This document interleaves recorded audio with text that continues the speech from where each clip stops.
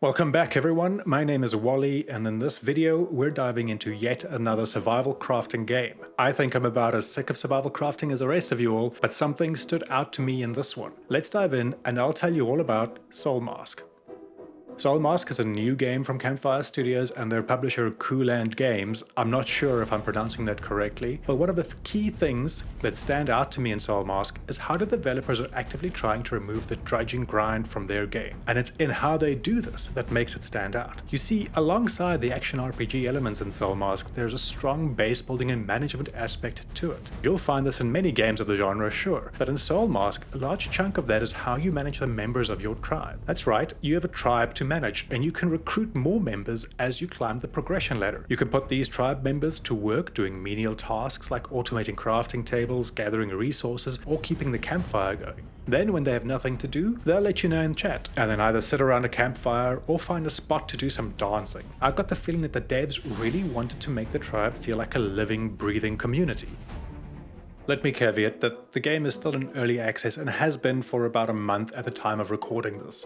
Now let's rewind a bit, back to starting a new game. There are quite a lot of customization options when creating a new world. Things like experience gains, crop yields, durability, etc. All of these can be tweaked, and you can change these at any time, not only on world creation, allowing you to tailor the game to your liking. You start the game as the last surviving member of your tribe, which was seemingly wiped out in a big tribal war. You manage to escape before you are executed and stumble upon a mask that binds itself to you. The mask has its own progression tree and customization options, not to mention that you unlock new and more interesting masks as you play. But I'm getting ahead of myself again. More on that later. After some fun character and mask customization, you're thrust into a lush green forest, a world populated with animals and greenery. The map itself has been designed from the ground up. I don't think there is anything random to it, except maybe for the generation of resources. From this point, the tutorial guides you on how to start crafting and setting up a base of your own. The base building itself is sort of reminiscent of Valheim, or at least an earlier version of Valheim. There are quite a few aspects I believe the game borrowed from Valheim, or maybe that's just a coincidence. The tutorial itself felt a bit like a helicopter parent, and after a while I opted to hide it instead, checking in now and again to see if I was missing anything. If you're new to the genre, it'll be a great help to you, but for any experienced players, you'll likely find it rather irritating.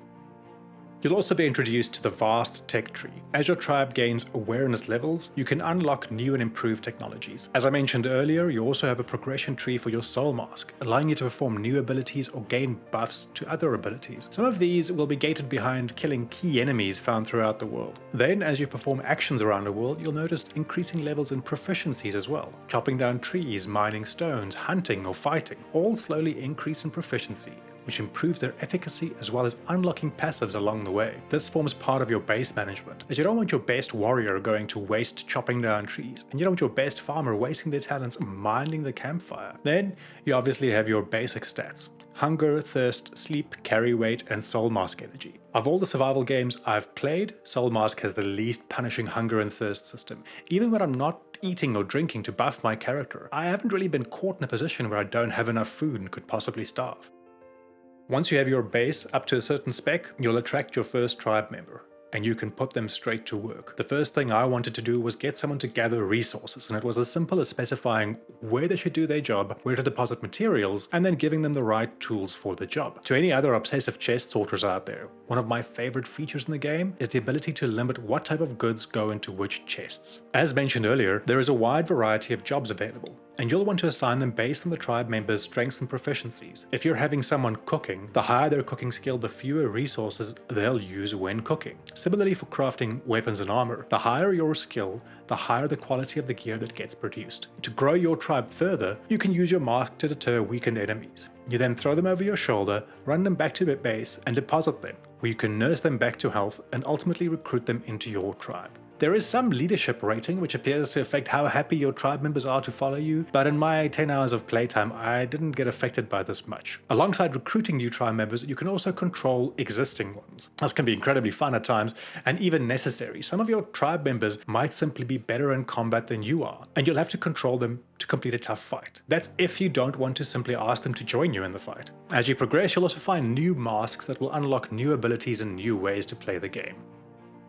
Let's talk about combat for a second, the one area where the game doesn't hold your hand. It can range from being fairly easy to absolutely brutal. Similar to Valheim, combat gets very technical. It has you rolling around to avoid damage and blocking to try and parry your opponent's attacks. Then as you explore further, you face stronger foes, including several boss fights, some of which are linked to your progression, as I stated earlier. For these fights, you can of course ask your best warriors in the tribe to join you, just to make things a bit easier. Combat can also be quite diverse, with each weapon type having its own proficiencies and special abilities. You can for instance throw the spear with a tether attached, so you can pull enemies back towards you in a scorpion-esque move. Just remember, the enemy can also use these same abilities against you. Then you get these random encounters in combat. For instance, in one fight with a barbarian tribe, I freed some hostages and one of them asked to join my tribe. I accepted and immediately outfitted them with weapons and armor I found on slain enemies. Even though they turned out to be a very potent warrior, I still ended up losing the fight.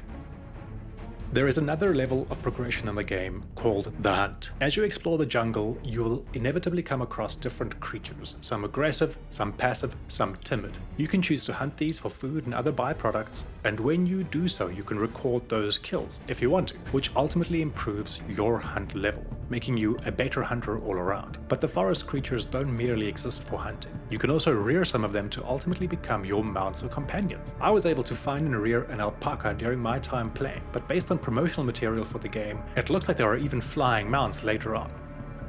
Before I wrap up, let me talk about graphics and sound design. The game looks fine. The graphics are what you'd expect from a modern title, with some bugs and glitches here and there, like the grass sticking up to the floor of your buildings. The performance is also fine. I was doing fine on frame rates with DLSS and FSR off, but the option is always there to turn these on if your rig is struggling. Similarly for sound design, it's pretty standard with what you can expect from a modern title, but the ambient sounds are what make it. Walking through the forest, you're surrounded by all kinds of noises from creatures around, or when it's raining, it gets very noisy as well. That is until you get into your cozy hut where things get dulled and you feel protected from the deluge outside. This sort of ambience really brings a game to life.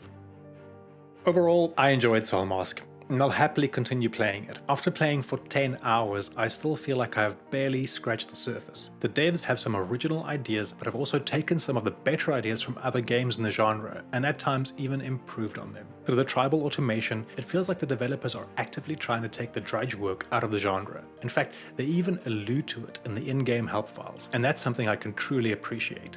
I'm excited to dive deeper into this world that Campfire Studios has created and then cover all of its secrets. If you're looking for a new survival crafting game to get lost in, Soulmask is definitely worth checking out. That's it for today's first impression review. If you enjoyed this video, don't forget to hit the like button and subscribe for more gaming content. Let me know in the comments what you think about Soulmask, or if there are other video games you want me to review. Thanks for watching, and I'll see you in the next video.